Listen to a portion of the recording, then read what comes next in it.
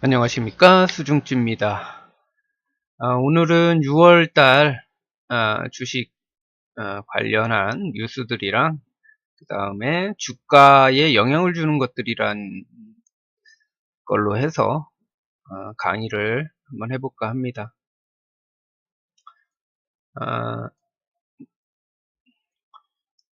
우선은 달러 환율부터 보도록 하겠습니다. 환율이 지금 고점을 찍고 쌍봉식으로 만들고서 떨어지기를 저는 기대하고 떨어질 거라고 생각을 하고 있습니다. 개인적으로. 뭐 다른 전문가들은 뭐 어떻게 생각할지는 모르겠지만 떨어지지 않을까 싶습니다. 근데 지금 그 우리나라의 환율과 일본의 환율이 굉장히 큰 차이를 보이고 있습니다. 환율의 갭이 큰 건데요. 이럴 때는 제가 말씀드렸지만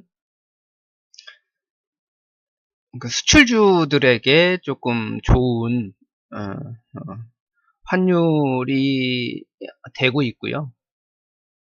하지만 이제 미중 무역 전쟁으로 인한 악재도 같이 있다 보니까 크게 뭐 반등은 주고 있진 않는 것 같아요. 앞으로도 한번 악재가 한 번 더 나오지 않을까 싶은데요. 왜냐하면 지금 미중 무역 전쟁이 지금 안 좋은 쪽으로 지금 계속 흘러가다 보니까 이 안 좋은 거를 극복하기 위한 뭐 하나의 더 큰 악재가 나오지 않을까 싶습니다.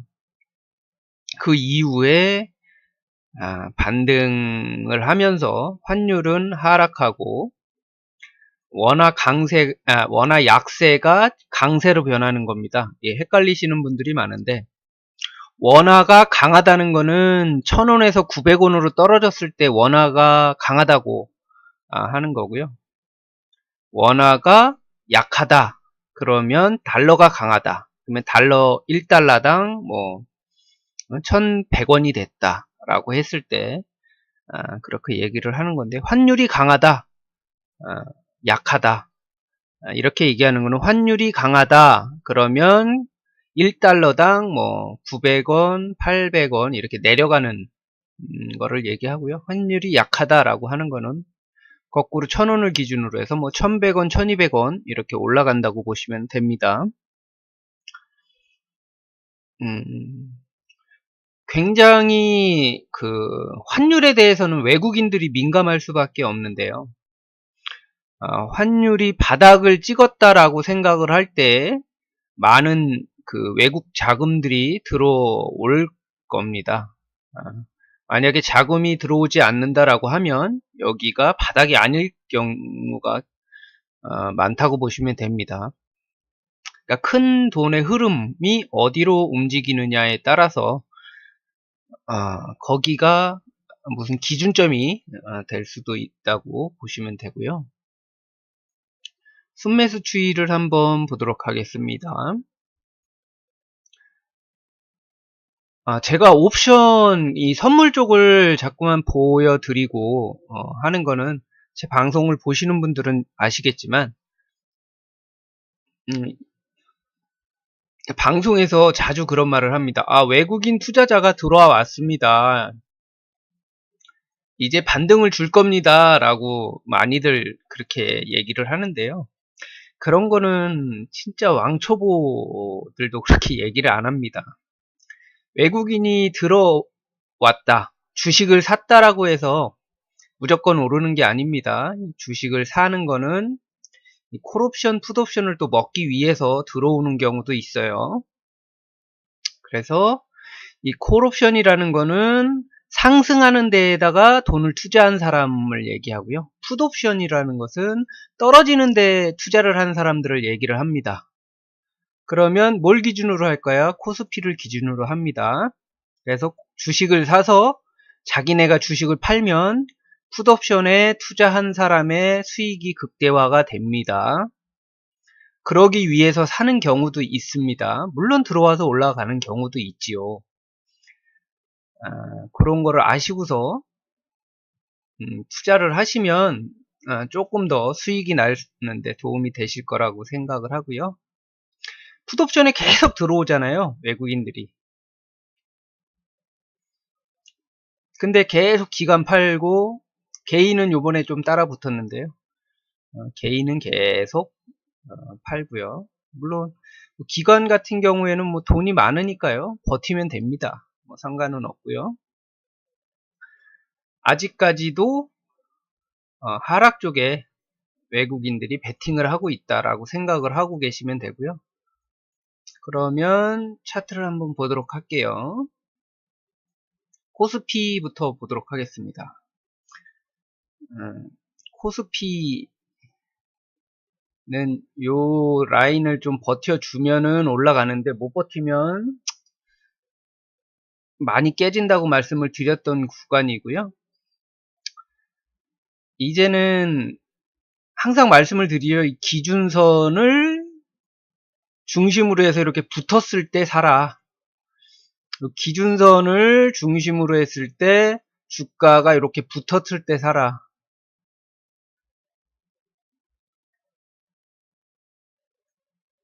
이렇게 붙었을 때 매수를 해라 라고 말씀을 드리죠. 여기가 거의 바닥이다. 물론 아니고서 떨어지는 경우도 있습니다. 근데 대부분은 바닥을 치고 올라가는 경우가 확률적으로 많기 때문에 그렇게 말씀을 드리는 거고요. 여기는 벌어졌잖아요. 벌어졌기 때문에 아직까지는 뭐 슬금슬금 왔다가 한 번 더 찍고서 갈 수도 있고요. 올렸다가 이 핑크 선은 아마 못 깨고 올릴 겁니다. 깨고 올려야 되는데 깨지 못하고 떨어졌다 갈 확률이 높다고 보시면 되고요. 그 다음에 해외를 보도록 하겠습니다. 원유는 제가 떨어질 거라고 말씀을 드렸고요. 떨어질 때에 신호가 나오는 게 뭐냐고 제가 말씀을 드렸냐 하면 시추수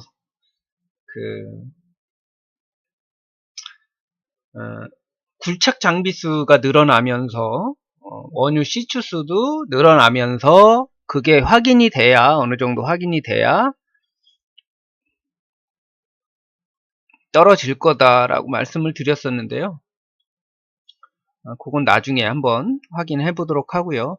아마 더 떨어지지 않고 한 52달러 요 선에서 유지를 해야 되지 않을까 싶습니다. 왜냐하면은 그 굴착수라는 거는 이제 셰일가스에 대한 거고요. 미국에서 셰일가스가 생산이 되면서 세계적으로 수출을 늘리려고 하고 있기 때문에 그 논리로 이제 우리나라의 뭐 수소차라든가 뭐 이런 것들이 더 부각이 되고 있는 상황이고요. 형님의 나라에서 늘려야 되니까 늘어나겠죠. 우리나라가 따라가겠죠.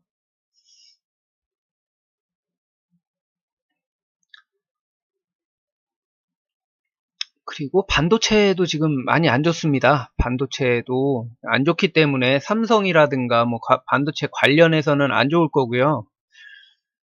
반짝 좋을 수 있는 거는 이제 장비주라든가 이런 거는 뭐 투자를 하겠다. SK에서 뭐 투자하겠다. 삼성에서 뭐 OLED 쪽 뭐 투자하겠다라고 얘기를 해서 그런 쪽으로만 조금 선반영 되지 않을까 싶은데요. 근데 크게 올리지는 못할 겁니다. 전체적인 업황이 안 좋아지고 있기 때문에 그 업황이 안 좋은데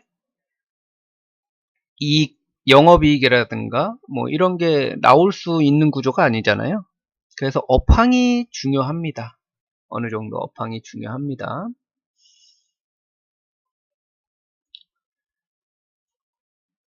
다음에 상해 A 지수도 뭐 조금 떨어졌고요. 나스닥 종합 떨어졌고요. S&P 500 떨어졌고요. 그다음에 다우존스도 이 세력 가격을 떨어졌기 때문에 또 많이 떨어질 수 있습니다. 뭐 반등은 뭐 조금 줄 수는 있겠지만, 어머나, 반등은 조금 줄 수 있겠지만 한 번 더 하락할 가능성이 높다고 보시면 되고요. 빨리 대응을 하셔야 된다라고 말씀을 많이 드리죠. 우선은 뭐 방향성은 뭐 하락하는 종목들이 계속 나올 거고요. 전체적으로 하락을 할 거고, 좋아지려면 한 번 더 악재가 나온 후에 아마 올라가지 않을까, 그렇게 예상을 해 봅니다. 그리고 이 근거로 나타내는 것들이 베이커 휴즈 굴착장 비수인데요. 요게 이제 늘어나기 시작했습니다. 베이컨 휴즈 원유 시추스도 이제 늘어나기 시작했고요. 이제 늘어나기 시작하면서 원유 가격이 떨어지면 좋은 종목들이 생길 거잖아요. 좋은 종목은 이제 한국전력이라든가 이런 게 좋을 거지만 환율이 높기 때문에 아직까지는 뭐 이제 바닥을 다지려고 할 수가 있습니다. 한번 볼까요? 한전이 어떤 모습인가? 아이고. 한국전력. 이제 바닥의 모습을 갖추려고 하고 있고요.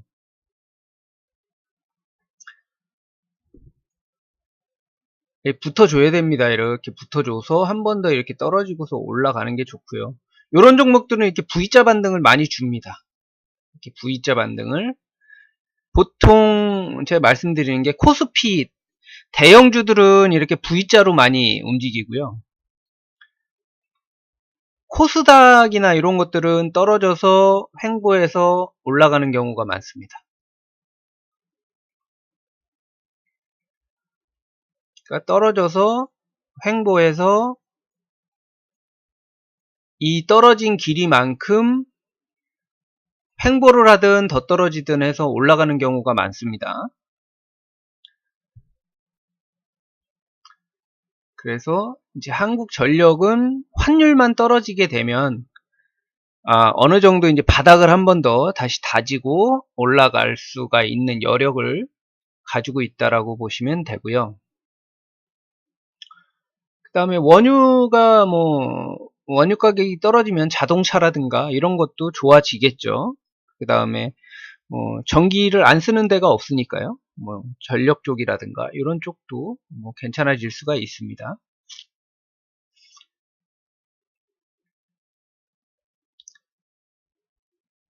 그리고 이제 화학 쪽은 저번에 한번 강의를 해서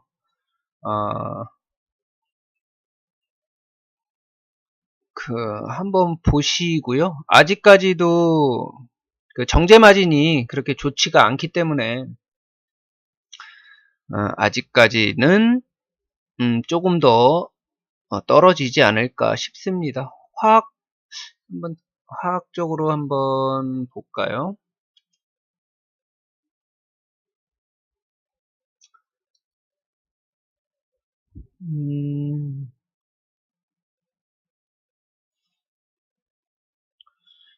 석유화학 쪽으로는 이제 롯데케미칼, LG화학, 이런 쪽이 있는데요.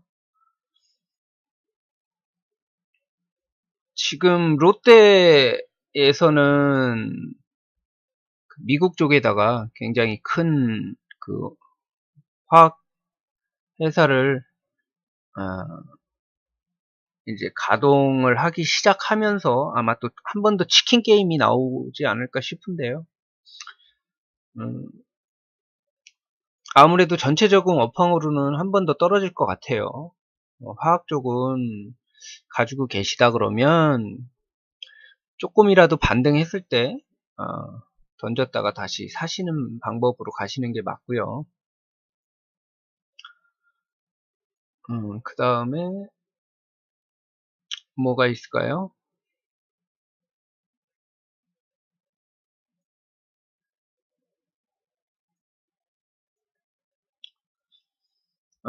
말일날이 원래는 그 PMI 발표가 있는 날인데요.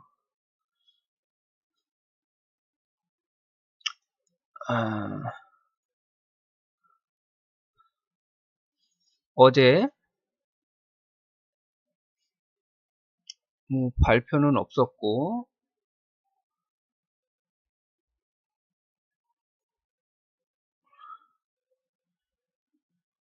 내일 밤에 이제 발표가 있을 예정인데요. ISM 제조업 지수라든가 지금 예상은 50.6 정도를 예상을 하고 있는데요. 만약에 안 좋으면 주가가 한번 확 하락을 할 수도 있습니다. 뭐 49점 몇이다 뭐 이렇게 되면 많이 하락할 수도 있으니까 요거 보시고서 대응을 하셔야 됩니다. 만약에 뭐 50.6이나 뭐 더 좋아진다라고 하면은 뭐 상관이 없는데, 안 좋게 발표되면 그거에 따라서 영향이 있을 수가 있으니까요.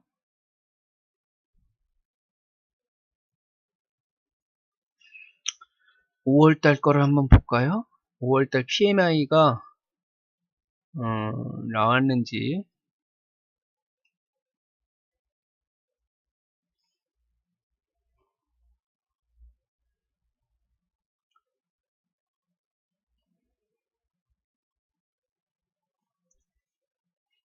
뭐 PMI는 뭐 따로 시카고 구매자 관리지수가 나왔네요. 54.2, 55.1 이렇게 나왔기 때문에 좀 떨어졌어요. 예상보다 떨어졌고요. 그리고 ISM 제조업 지수가 월요일 날 밤에나 아마 나올 것 같은데요. 나오게 되면 안 좋게 나오면 확 떨어질 수도 있습니다. 뭐 비슷하게 나오면 뭐 상관없겠지만 그거는 참고를 해 주시면 될 것 같고요. 다음에 오늘 뭐 주식에 대한 얘기 한번 해보도록 하겠습니다. 저번에는 요 석유화학에 관해서 말씀드렸으니까 한번 보시고 인터넷 많이 찾아보시고 하면 될 것 같고요. 초과 기준금리에 대해서도 말씀을 드렸습니다. 그리고 주가를 좌지우지하는 것들 해가지고 몇 가지 들어봤습니다. 첫 번째로는 환율입니다. 환율은 환차익이라는 말을 많이 들어보셨을 건데요. 그 환율에 대한 게 크고요. 그 다음에 유가, 금리, 정치 또는 전쟁, 뭐 경제에 영향을 줄 수 있는 뭐 어떠한 뉴스도 다 주식에 포함된다라고 보시면 되고요. 돈의 크기는 채권이 더 큽니다. 채권. 이 가장 크고요. 선물, 그 다음에 주식, 뭐 이런 쪽이 이제 그 이유인데요. 주식 시장이 가장 작다라고 보시면 되고요. 이 작은 시장으로 인해서 뭐 선물 더 큰 시장으로, 그 큰 돈이라는 거는 채권 선물 뭐 이런 거를 말씀을 드리는 겁니다.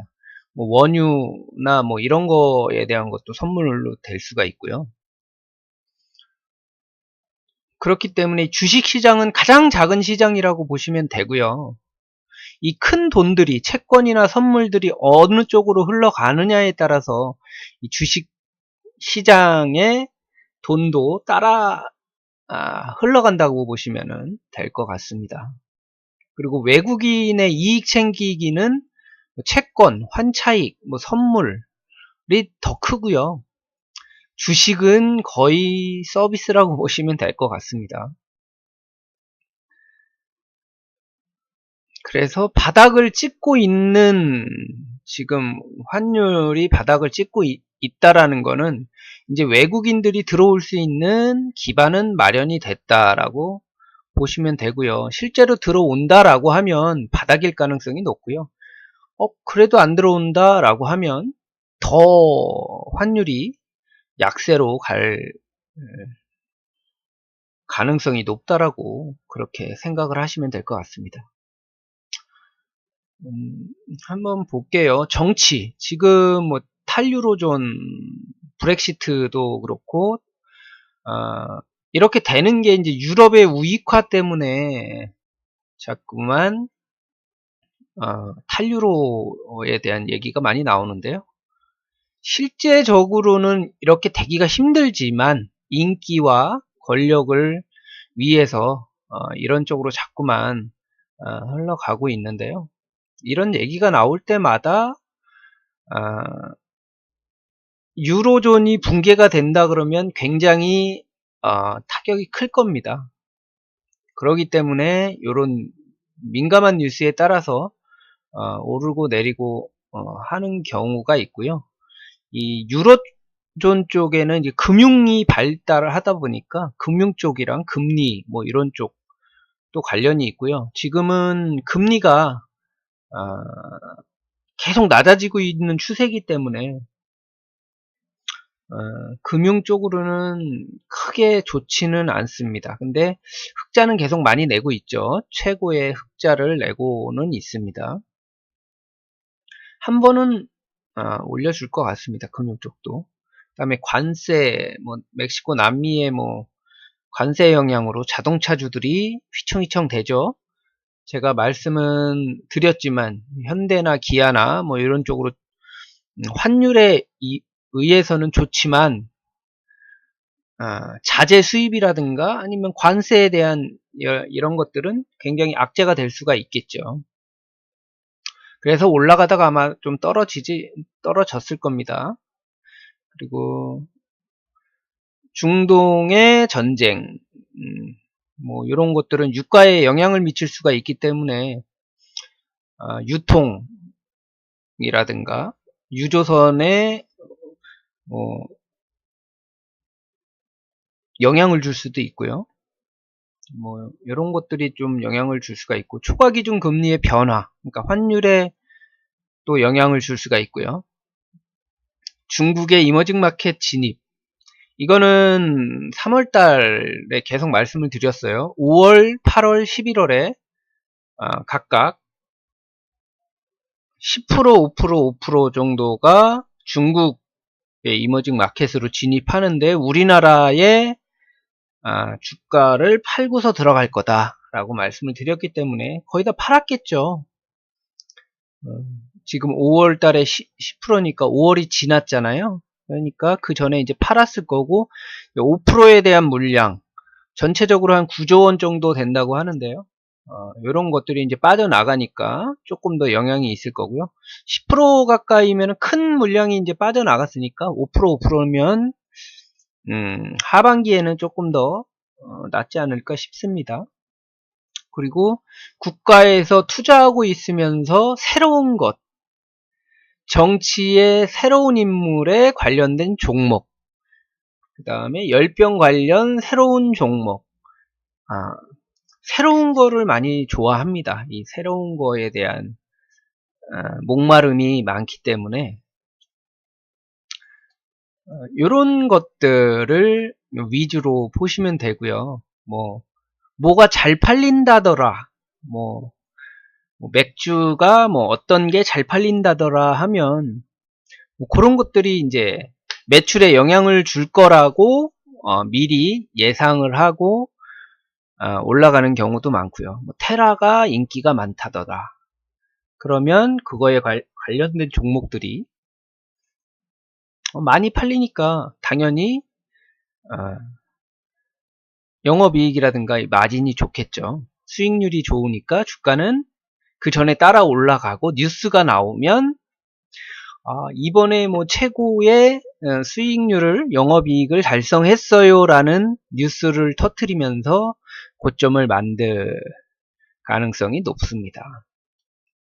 그리고 오늘은 이제 6세대 통신, KT와 서울대가 자율주행 기술 등 미래 통신 기술 개발을 위해 손을 잡았다라고 해가지고 뉴스가 나왔는데요.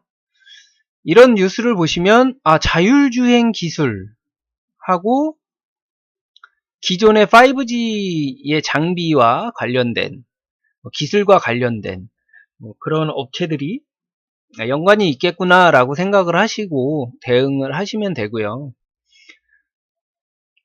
자율주행이라고 인터넷에 치셔도 되고요. 아니면 여기 종목 쓰시는 데가 있습니다. 관심 종목에 보시면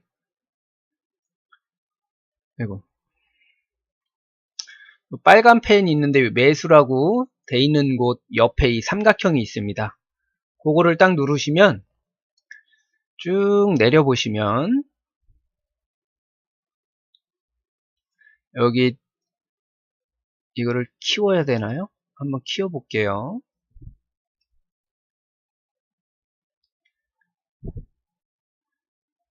최대화 해도 그밖에 안 되네요.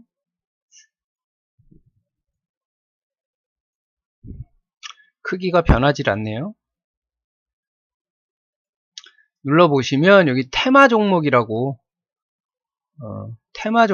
쭉 구분이 돼 있는 것도 있고요. 인포스탁 테마 종목이라고 해서 또 쭉 종목이 나와 있는 게 있으니까 한번 보셔가지고 거기서 구분하셔도 되고요. 요즘에는 인터넷이 발달이 많이 돼서 인터넷에 치면 종목들이 잘 예전의 종목들이 이제 나와 있고요. 새로운 종목들은 추가될 때 빨리 캐치하셔가지고 대응하시면 좋을 것 같고요.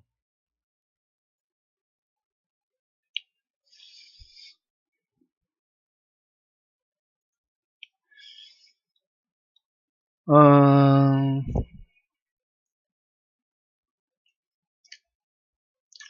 5 종목이면 자율주행 관련해서 한번 볼게요. 자율주행이면은 여러가지 종목이 있는데 차트를 보시면 이제 바닥에서 놀고 있습니다. 바닥에서 놀고 있고 최고 먼저 봐야 될 거, 이 빨간 기준선 위에 있냐 밑에 있냐를 보셔야 됩니다. 그리고 이 연애선이 어디 있냐를 가장 먼저 보셔야 돼요. 이 연애선이라는 건 208일선입니다. 208일선. 일본 기준으로 208일선.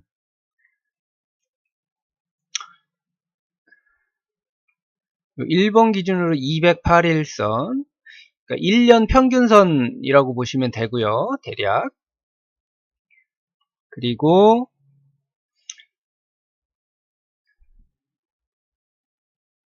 요 빨간 선, 요 기준선. 이거는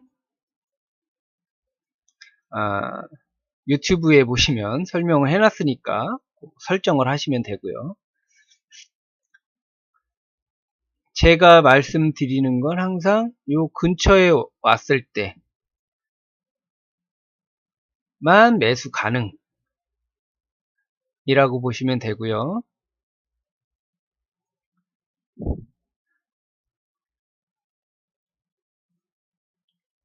관련된 종목들은 지금 바닥을 이제 잡고 있는데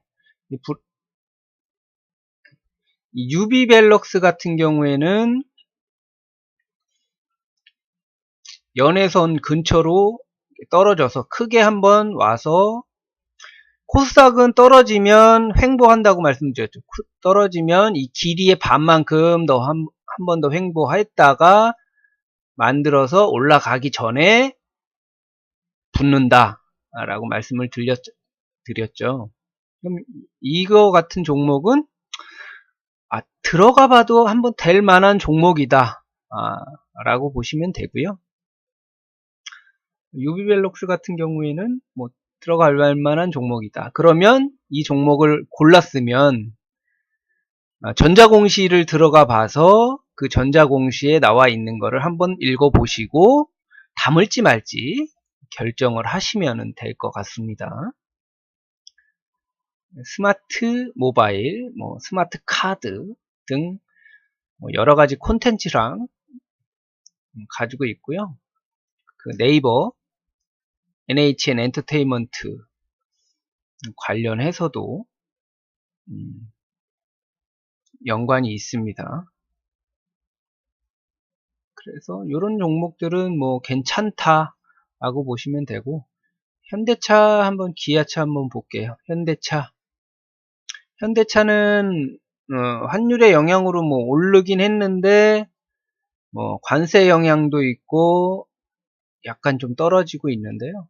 그래도 나쁘지는 않습니다. 왜냐하면 연회선, 기준선 위에서 세력 가격선까지 깨고 올라가면 더 올라갈 수도 있겠죠. 기아차는 더 좋죠. 근데 더 떨어졌고요. 여기도 이렇게 떨어지는 데서 이 반등은 많이 줍니다. 반등은 많이 주는데 바닥은 조금 더 떨어질 수도 있습니다. 왜냐하면 기준이 되는 게 이제 여기가 기준이 되는데요. 여기까지는 안 떨어질 수도 있지만 한 번 더 올라가더라도 많이 못 올립니다. 이런 건 많이 못 올린다고, 이 기준이 이렇게 높아져 있는 데에서는 21선에 대이면 떨어진다고 보시면 돼요. 그리고 옆으로 흘렀다가 다시 가더라도, 아이고 잘못 눌렀네요.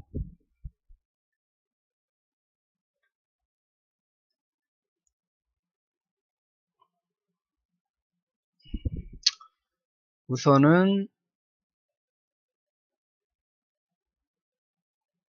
그렇게 보시면 되고요.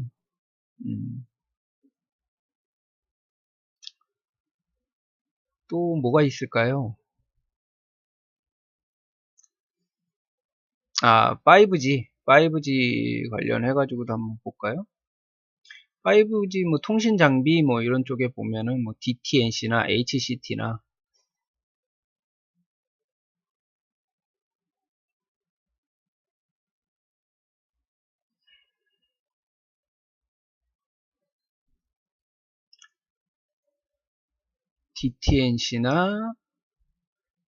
HCT나 이런 것들은, DTNC 같은 경우에는 진짜 자리를 잡고 있죠.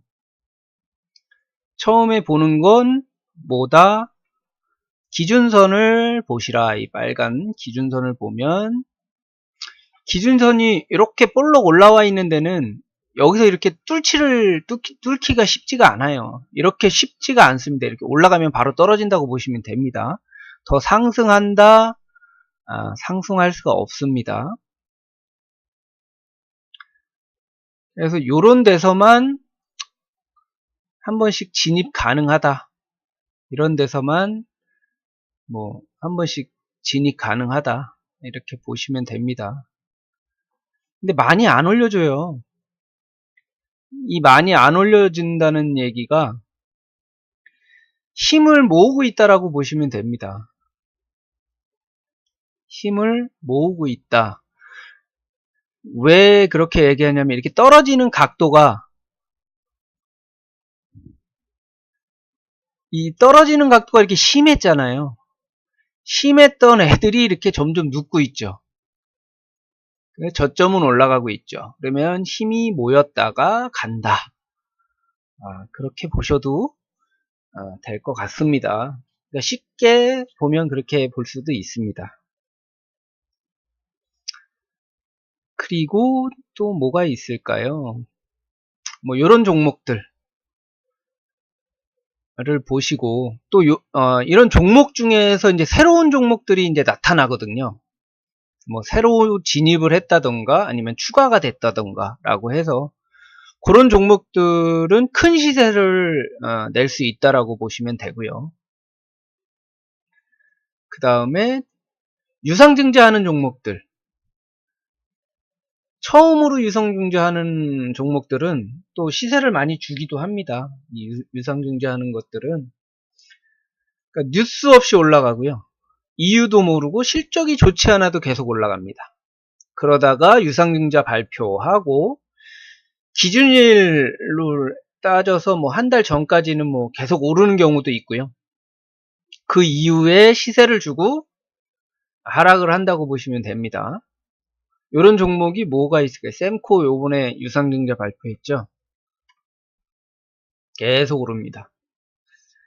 유상증자 발표하고서도 계속 오르고 있죠. 근데 고점은 안 올리고 있기 때문에 떨어질 확률은 높고요. 이게 정상적으로는 불가능합니다. 이게 정상적인 걸로는 이게 가능할 수가 없죠. 이렇게 붉은색만 쭉 나온다는 거는. 요거는 9,800, 9,900원 요 라인에서 팔고 나온 종목인데요.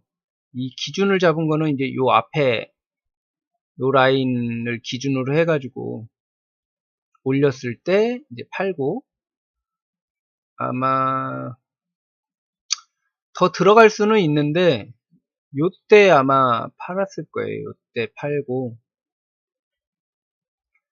떨어졌을 때 한 번 더 떨어졌다 갈 줄 알았는데 그냥 가버렸죠. 그리고서는 이제 보지는 않고 있는데 얘가 8,900 얼마로 이제 유상증자를 한다고 했는데 거기에 9%인가 할인율을 적용한다 그랬거든요. 그러면 계산을 해보시면 뭐 7,000원, 8,000원, 뭐 7,000 얼마 뭐 이 정도 될 겁니다. 우선 대략 8,900원 기준으로 해서 9%니까요.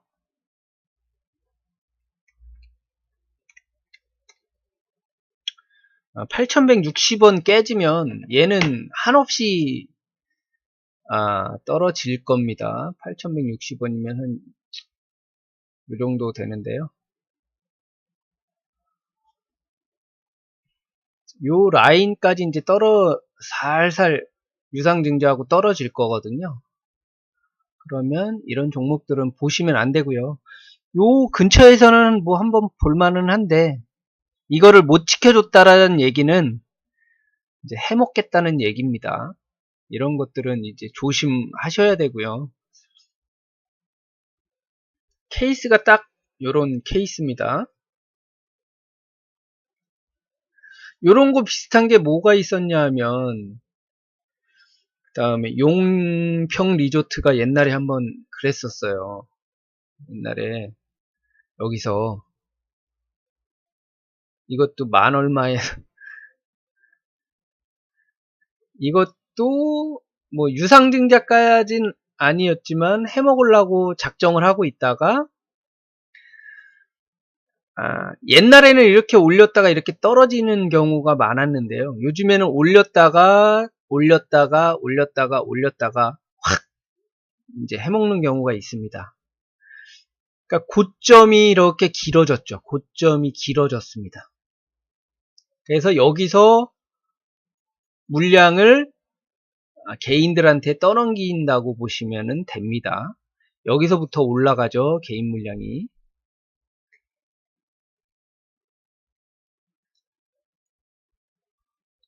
그래서 이 핑크선, 이 볼링저 밴드 중심선, 요거가 이렇게 누우면 올라갈 때는 상관이 없는데 이렇게 누워버리면 이 누웠다가 이 누운 데를 깨버릴 때를 조심하셔야 됩니다. 깨버릴 때. 왜냐하면 여기서 앞에서 깨도 괜찮다라는 신호를 계속 주거든요. 야, 여기 깨도 괜찮아. 다시 한번 올려주잖아. 야, 여기 깨도 괜찮아. 다시 올려주잖아. 근데 마지막에 요 지켜주는 모습을 딱 보입니다.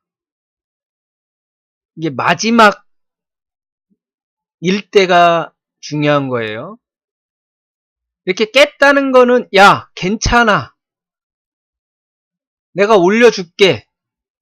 여긴 아니죠. 올려줄게 하다가 요걸 딱 지켜주는 때가 거의 고점일 확률이 높습니다. 그리고 볼린저 밴드 상단 터치하고 급락.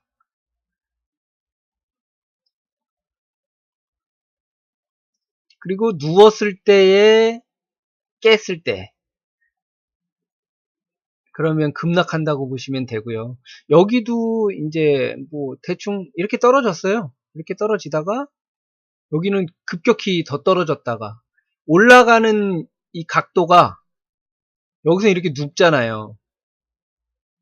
이렇게 올라가던 게 이상하게 이렇게 눕잖아요. 이렇게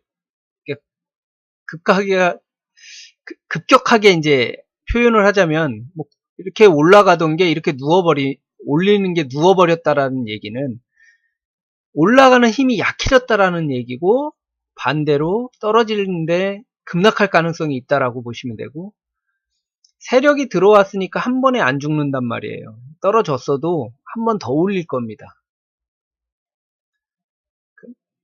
근데 고생은 많이 하죠. 고생은 많이 하고 이때는 이제 북한 관련해 가지고 한 번 더 해먹고 떨어진 거죠. 이렇게 올릴 수 있는 게 점상으로 올려버리잖아요. 그럼 세력들이 아직 다 못 털었다는 얘기입니다. 여기서 다 못 털어가지고 더 하락시켜서 한번 모아서 해먹었다라고 보시면 되는데 이 기간이 뭐 몇 년씩 긴 거는 뭐 2년 뭐 넘어가는 것도 있고 하니까 잘못 물리면 몇 년씩 고생하신다고 보시면 됩니다. 그 다음에 어떤 또 종목들이 있을까요? 그러니까 실적이 좋아서 움직이는 종목들이 있어요. 그런 거는 이제 실적 발표 전에 실적 이야기 없이 그냥 오르기 시작합니다. 이게 옛날에 뭐가 있을까요? LG전자가 있었나요?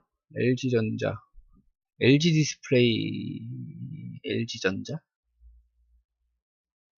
아마 LG전자가 뭐 실적 얘기 없이 막 그냥 오르다가 실적 얘기가 나오면서 뭐 최고 이익률이다 라고 하면서 이제 떨어지기 시작했거든요. 한번 보시면은 알 겁니다. 이때 실적 발표 뉴스들이 많이 나왔거든요.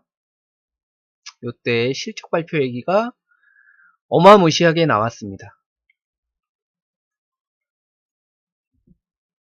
그리고서 항상 그러니까 쌍봉을 이제 많이 이루고서 이제 떨어지는 경우가 많고요. 헤드앤숄더 같은 경우도 많고요. 그런 패턴은 보셔야 되고 그런 뉴스가 나오면서 좀 주가가 올랐다라고 하는 것들은 팔 생각을 하셔야 됩니다. 그러니까 뉴스가 나오기 시작할 때쯤이면 주가가 많이 오른 상태이고요. 실적이 좋게 발표되는 날이 이제 주가의 하락을 하는 날이라고 보시면 돼요. 아침에 갭상승 시켜놓고 떨어지는 날이라고 보시면 되고요. 최고의 실적이다, 뭐 최고의 뭐다라고 하면 그 종목은 팔아야 된다라고 생각을 하시면 됩니다. BTS가 뭐 최고의 뭐를 했다 이러면 이거 조금 올렸다가 팔겠구나, 이제 팔 때가 됐구나라고 생각을 하시면 되고요. 그런 좋은 뉴스를 내보내면서 개인에게 주식을 떠넘기려고 하고 있습니다. 개인에게, 나에게, 저한테 높은 주식을 떠넘기려고 하는 거죠. 좋게 보이고 나서. 그러니까 좋게 보이고 나서가 중요한 거죠. 좋게 보이고 나서 나한테 떠넘기려고 한다. 여기서 보시면은 실제로 올라가는 종목들은 기준선을 잘 안 깹니다. 기준선을 웬만하면 지켜주고요. 그 다음에 이 기준이 되는 선들을 잘 안 깨고 올라간다라고 보시면은 됩니다. 올라갈 때는.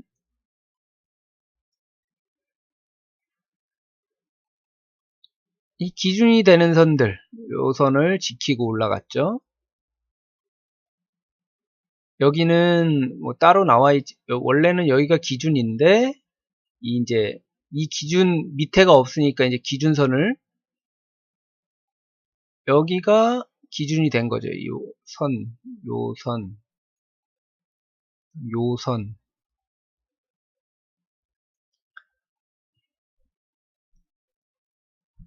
근데 요런 데서는 이게 들어가기가 이런 데서는 쉽지가 않습니다. 근데 한 번이니까 들어갈 수가 있어요. 이게 한 번이니까. 이 앞쪽에 요런 현상이 있었다. 만약에 여기에 있었다. 이거는 다릅니다. 이거는 다릅니다. 기준선을 깼지만 얘는 이 앞에 이런 현상이 없었잖아요. 얘는 이게 마지막입니다. 한 번은 이렇게 올려줍니다. 팔기에는 준다. 하지만 다 그런 건 아닙니다. 이 팔 기준이 이렇게 떨어지는 경우도 있고요. 더 올라갔다 떨어지는 경우도 있고, 요거는 이 종목마다 다르고 그때그때 상황에 따라서 다르기 때문에 대처는 그때그때 맞게 하셔야 됩니다.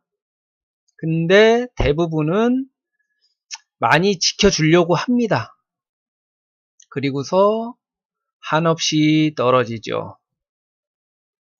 지금 다시 연애선에 붙어 있고 살 수 있는 데가 요 근처에서 뭐 살 수가 있었고요. 올라가고 지금 지켜주고 있기 때문에 기울기를 보시면 이렇게 올라가는 강도가 더 세기 때문에 뭐 지금까지는 뭐 힘을 모은다라고 생각하시면 좋을 것 같습니다. 그리고 제가 보았을 때 요 공매도가 강하게 나온 이유가 바닥이다 라고 말씀을 드렸죠. 공매도가 강하게 나온 이유가 바닥이다 라고 보시면 되고요. 공매도 차트, 공매도 비율 보시고서 같이 보시는 게 좋습니다. 그리고 위험 지수라든가 이런 것들은 크게 나쁜 거는 없고요. 테드 스프레드도 뭐 아주 나쁘지 않고요. 하이힐드 채권 스프레드도 조금 올라가려고 하기는 하는데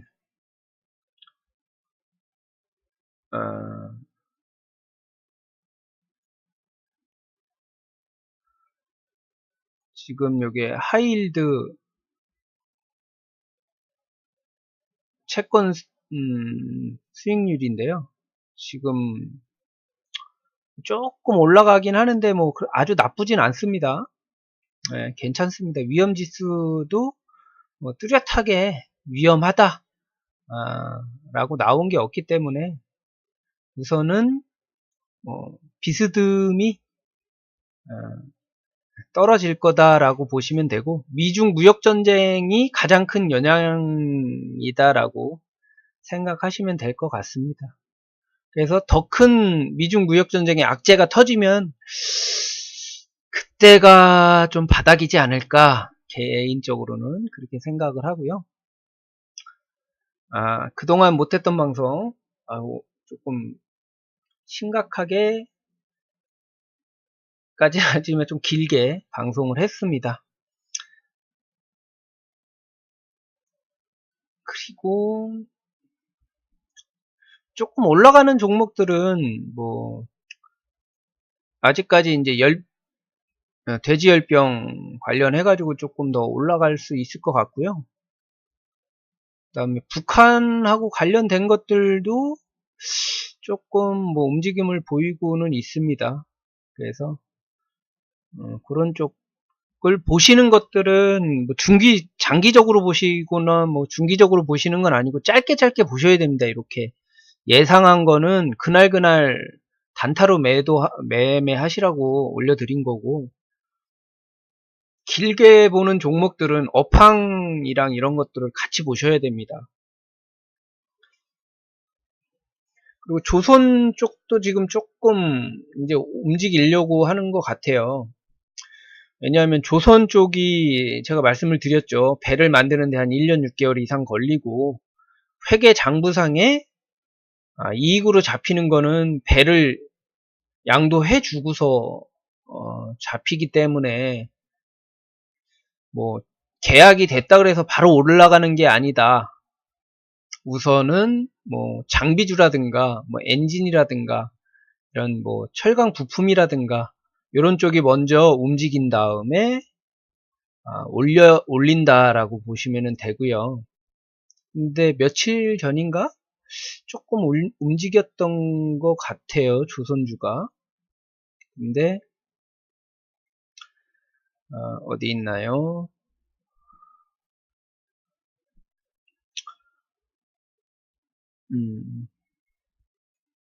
아직까지는 뭐 더 떨어지겠네요. 더 떨어질 것 같고요. 잠깐 그냥 떨어지는 거에 반등을 좀 준 것 같고, 관련된 종목들도 우선 후판 관련해서 이제 바닥을 다지는지, 동국제강, 현대제철, 뭐 화인베스틸, 뭐 포스코 이런 게 이제 후판 관련 6mm 이상, 두께 6mm 이상 그런 걸 후판이라고 하는데요. 그거 관련해가지고 이제 관련된 주들이니까 요런 게 바닥을 찍으면서 이렇게 슬슬 붙으면 한번 들어가 볼만 합니다. 얘네가 먼저 움직이고, 그 다음에 이제 한국카본이라든가 셰일가스 관련된 종목들, 단열 성능이 있는 애들, 뭐 이런 것들, 그 다음에 배관, 이런 것들이 좀 움직일 거고요. 조강은 한번 이제 말씀드리려고 했던 건데, 대박이죠. 이것도 뭐 이렇게 상승을 했다가 이제 점점 이제 기울기가 낮아지면서 한 4달 동안 올렸던 거 딱 한 일주일 만에 거의 뭐 한 100%를 50%가 깎인 거죠. 10,000원에서 50%, 5,000원에선 100%가 쭉 빠졌다고 보시면 됩니다. 이렇게 무섭습니다. 요즘에는 완전히 그냥 마른 하늘의 날벼락처럼 이런 모습을 보면 팔아야 되겠다라는 생각을 하셔야 됩니다. 어떤 걸 봤을 때? 누웠잖아요. 볼린저 밴드 중심선을 봤을 때 볼린저 밴드의 중심선이 누워있다. 근데 많이 올랐다. 라고 하면 좀 조심을 하셔야 되고요. 올라가는 게 줄어든다. 각도가 줄어든다. 라고 하면 더더욱 조심하셔야 되고요. 만약에 떨어지는 게 뭐 줄어든다. 뭐 이렇게 각도가 이렇게 줄어들면서 올라갈 수 있는 영향이 있다라고 하면 그런 것들은 뭐 들어가 볼만 합니다. 근데 이런 것들은 잘 보셔야 됩니다. 그러니까 이런 거를 피하기 위해서 공부를 하신다고 보시면 돼요. 오늘은 이제 매도에 대해서 좀 많이 얘기를 해봤고요. 주식에 미치는 그 영향에 대한 여러 가지들에 대해서 얘기를 해봤고, 자주 방송은 못하지만 그래도 최대한으로 방송을 하려고 노력을 하겠습니다. 감사하고요. 다음에 더 좋은 내용으로 찾아뵙도록 하고요. 감사합니다. 수중찌였습니다. 다음에 또 뵙도록 할게요. 수고하셨습니다.